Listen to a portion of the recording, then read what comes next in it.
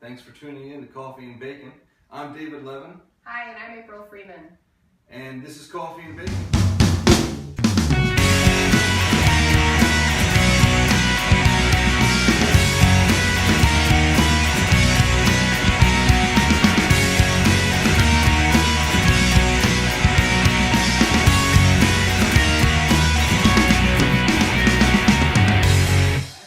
We went to the mullet toss in Matlacha on Pine Island. And we spoke with Cape Coral City Councilman Rick Williams on the history of the mullet toss. Apparently, the Islanders started putting this mullet toss together every year after the winter visitors left, and it's their way of celebrating. Yep. And we caught up with Michael Drycorn. We're going to hear what he had to say about several issues that affect Pine Island. So here's Michael. So thank you for joining us this week on Coffee and Bacon. I'm David Levin with April Freeman and Michael Drycorn. Michael, thanks for joining us. My pleasure. Yeah, thank you for coming out. We're at the mullet toss in Pine Island, Matlacha Park. And Michael, do you want to tell us a little bit about yourself for people who don't know? Sure. I'm a Pine Islander. And welcome to Matlacha. This is our annual mullet toss, and it's really to celebrate the end of our snowbird season and getting our island back for ourselves. But I was a candidate last year for the U.S. Congress, the special election, and I was also a candidate for the state senate. And both of those went to a primary where the winners were selected. But I also have I'm a full-time business guy. I have an aerospace and defense organization, predominantly in engineering, consulting, and training, which we manage completely from Pine Island, and our customers are all over the world. So you have a home-based business here? I have a home-based business. That is amazing. Yeah.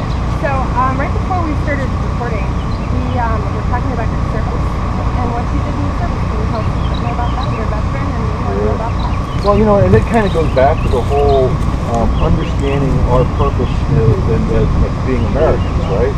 At the age of 18, the Ayatollah Khomeini had taken over our embassy in Tehran, and that was my call to duty. And so I joined the Army at the ripe age of 18, and I put my hand up just to defend and uphold the Constitution of the United States. To me, that promise, that swearing in, doesn't have an expiration date on it. So it exists for the rest of my life. And really where I struggle sometimes, when I look at the generations of kids that we're developing today that don't understand what it means to be an American. Because every generation must earn the right of liberty and the privileges of freedom. And do you think they're teaching enough of that in our schools? I think it's getting cloudy.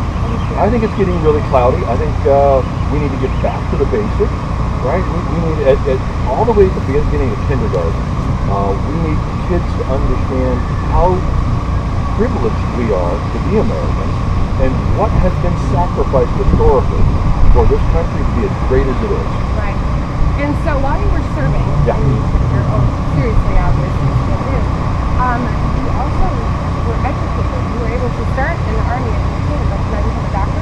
Yeah, so I mean, I'm one of those outliers, right? So at the age of 18, I didn't have a high school diploma. I didn't have a GED, right? And matter of fact, if I was to join the Army today under those circumstances, they wouldn't take me, right? So I was fortunate enough that once I joined the military, I got my GED. I immediately started going to school at night. Embry-Riddle Aeronautical University offered Bachelor of Science in Professional Aeronautic courses on base. So, and then I got married and had a kid all at the same time. So serving, raising a family, and going to school at night, and I got my bachelor's. After I came out of the military, I went and got a master's in management, and then I got a doctorate at George Washington in human resource and organizational development. And I've written a few books, predominantly on leadership, management, some engineering books, a whole bunch of articles. So I went from the beach bum in California to somebody that that actually has some things that's going on in the head. So we can say you're not driven, obviously, right? Well, what do you expect from a deadhead? Right. So my question is, you ran in the congressional race and then you ran the primary race by race.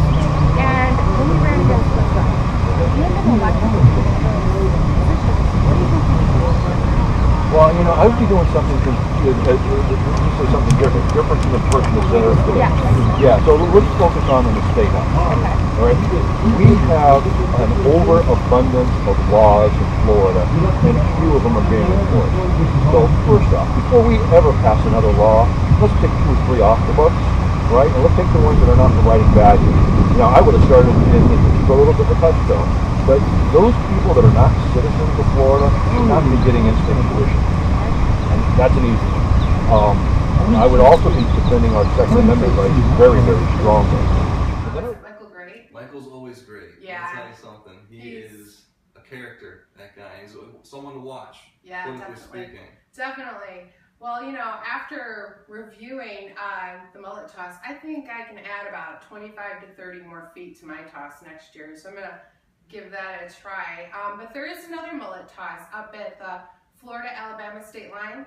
You stand in a circle in Alabama and you toss your mullet into Florida, and whoever tosses their mullet the furthest wins. That's this coming month, April 24th through the 26th. And you can get more information on the Florabama mullet toss at florabama.com. The Pine Island mullet toss was hosted by the Matlacha Mariners and the Matlacha Hookers, speaking of which, Suge Knight was arrested and he's on bail. I don't know. $25 million he passed out when he found out what his bail was going to be. I don't know if he paid it. I didn't know. I stopped watching after I saw him pass out. So yeah. Last week we talked about Suge Knight as well, who passed out after hearing his bail would be set at $25 million. Since then, any updates? No, I stopped watching at that point.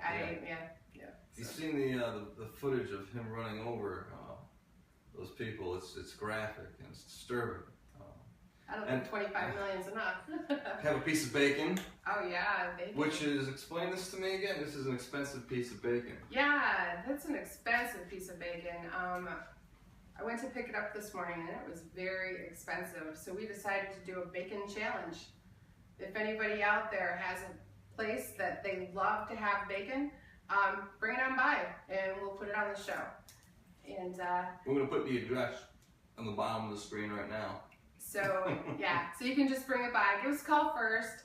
So how many people saw this picture or this video of our First Lady? Did you see this? Not until you showed it to me. Right. So apparently a lot of people were concerned about the fact that she looked a little bald in this picture, but she's not. That was just some lighting issues. I guess pulling your hair back in a bun for video in this type of lighting is just a bad idea. Yeah, so where did you see this one? On Jeopardy, actually. She was a celebrity question. I'll take the First Lady for 500, and she asked a question about nutrition, and this is the video that they showed. I don't think she looks bald. No, and when you take a really close look, she doesn't. But that was all the rage this week. Everybody was talking about it. Democrats, right? Right. Oh well. Fine. Anyways. We have real news to talk about. Okay. Oh, that's good. So, all right. Ted Cruz announced this week that he's going to be running for president. Skip the exploratory committee? Yes, completely skip it. Yeah, and there's a little bit of discussion on whether or not he should be able to run. I mean, he was the first one to scream out about it. But we've already had this discussion. Right, but we're still having it. So why are we going to revisit it? I don't know. But you know what? We're still having the conversation. There is an issue. I mean, he wasn't born here. Well, it's already been vetted as far as I'm concerned. Oh, He's really? a candidate, and he wouldn't be a candidate if he wasn't. Well, I think this might be a big hurdle for him. I think a lot of people, especially if he's going to be primaried 6 ways, somebody else is going to bring it up from your side. Well, there's a lot of people that are going to jump into this one. I think so too. Yeah. And we'll see who the front runner is this time next year. We'll see. We'll definitely see. Well, speaking of people jumping into this race, I hear Rubio might jump into it. So Patrick Murphy, he's a congressman from the East Coast, decided this week that he was going to jump into the race again without a exploratory committee. Just decided he is going to be running for Senate for Rubio's seat, which is up for re-election this year. And he already has an endorsement from Charlie Crist. That's right. That's right. Talked to Charlie earlier. Yeah, we did. I talked to Charlie today, and He's in Port Charlotte. yes, he is in Port Charlotte, and This is the event. there's well, we're filming early, so it's Saturday, and Port Charlotte Democrats are having their Blue Gala, so he'll be there for that. Patrick is a Democrat, for those Yes, of you he that is. don't know that, although he has some Republican support. Yes, And he I does. think in some circles he's known as the Republican Slayer. Yeah, in some I've seen that circles, written somewhere. and he was a former Republican, like myself. Yeah. Yeah. Oh, So, and Charlie Crist. Crist was a Republican as well. So, bunch of flip-floppers. oh, right? stop. No. Listen to you. I'm a Republican. It's all I've been since I had no party Right. affiliation. Well, this is true. And I'm happy as a Republican. But Or- in Democratic Party news, In or at least Democratic in Party the news. Senate minority, because I mean, Republicans have the majority. Harry Reid, Senator Reid, yes. is stepping down. Is he not? He's not seeking re-election. Not seeking re-election in 2016. Is that right? Yes, that is absolutely true. He put an announcement out this week. Leaving a leadership gap in the Democratic Party. Yes. Who do you have lined up? Senator Schumer looks like he's going to be jumping into that position, or at least he's rallying for the position. And it looks like Harry Reid is going to support him in that. And you know, Senator Schumer. Chuck Schumer's been around for a long time. Let me tell Yeah. you something. And a lot of the stuff that he used to do isn't exactly looked upon as best practice as far as I'm concerned. Okay. Yes, but he has a survived hilarious all niece. that. I don't know He anything survived about it. that, Oh, but yeah. yeah. Oh, you want to do that one again? He is he's a powerhouse, and he's always looking to get in front of that red light. Yes, Schumer. that is It's true. We can definitely say that about Senator Schumer. But, you know, Harry Reid is going to support him if he wants to go after the leadership position. So I guess that's what he's going to need. He's going to need support from the current leader. He's gonna need a lot of money. And that Chuck too. Schumer asking for money. That's never new. No. Never knew. I've got a letter from Chuck in my office. So the Italian High Court this week also overturned the conviction of Amanda Knox, who was in prison for about 4 years and went through numerous trials for killing her her British roommate. And I'm sure she's overwhelmed that and very happy. She's been home for a couple of years now, but this has been an ongoing issue for her and her boyfriend, her Italian boyfriend, for the last several years. So I'm sure she's a little bit relieved about this. I'm sure. Yeah. And Robert Durst, who is notorious for having an HBO special, being accused of murder, is being held without bail for the murder of four Yeah, I believe it was four. victims. And of course, this case made famous by HBO, who got the confession on a hot mic. Right, he was still mic'd up and went to the bathroom, and they recorded his The hottest mic of all time. the hottest mic of all times. Exactly. Okay. So the co-pilot was found to be responsible for that German wings flight that went down in the French Alps this past week. That's right, 150 people were killed, and the co-pilot is said to have had a history of depression, allegedly. It's, 85-year-old Donna Peel has succumbed to her injuries. She died as a result from the plane crash that went down in Fort Myers last week. it's so sad, and that happened right behind our building here on Colonial Boulevard. You just never know what's going to happen. We're real close to Page Field, and it is kind of scary how low some of those planes come. Okay. This is noteworthy. Yeah, so apparently Friday, Arkansas, their state senate, passed a bill claiming that it was benefiting religious rights of business owners, but unfortunately it gives those business owners a right to discriminate against the LGBT community. This Wednesday, Representative Kurt Clausen is hosting a town hall in Estero at the Recreation Center. It's going to start at 10 a.m. and it's going to go to noon. In full disclosure, April's in a race against him. She's running for his seat. In full disclosure, April, you're in a race against Kurt Clausen. I am. Yeah.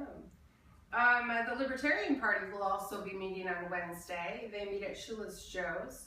That's the Libertarian Party of Lee County. That meeting starts at 6:30. It's always good. That meeting's always good. Have you been? No, I'm not a libertarian. No, neither am I. Don't But I go go. to meetings. Yeah, no, I usually do go. I go out to all the meetings, Republican meetings, Libertarian meetings, as many as I can get to, because they're really interesting. They have great speakers sometimes. George Fox will be speaking at ViewPAC this week, and it's back at its normal location at the old Edison College. Right, over here. right. Yeah, on College Parkway in Fort Myers. Right, and I understand he's talking about a half-penny increase in sales tax that will benefit Lee County School District. So it'll be really interesting to hear what he has to say about that. Yep. And George will talk to us next week on Coffee and Bacon about just that. It's going to be great. So join us next week for Coffee and Bacon. Yeah. Tune in. Thank you.